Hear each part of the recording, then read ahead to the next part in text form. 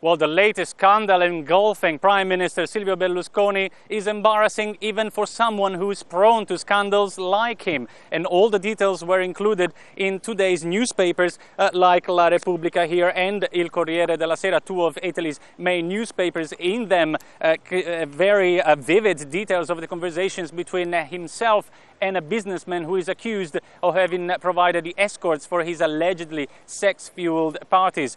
In one of the conversations, Silvio Berlusconi asked him specifically for women that aren't taller than himself, and he's 5'5".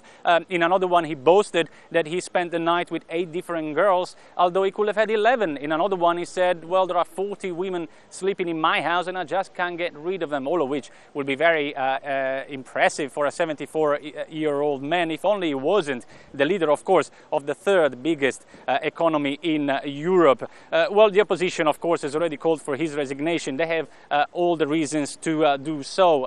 His latest scandals means that the opposition is now 6 points ahead in the polls over the government, meaning that where there are early elections, they will probably win. But Silvio Berlusconi is a defendant in 4 trials already, one of which for having had sex with a minor, and he hasn't resigned until now, and there is no reason to believe that he will resign this time. But one of the most worrying signs, one of the most worrying reactions from today came from his staunchest ally, Umberto Bossi, the leader of the Northern League. He didn't abandon him throughout the years when everybody else did. He didn't criticize him when he was involved in other scandals. But this time he said, well, I don't think he's going to carry on until the end of this government, which is in 2013, where the next national elections are planned for.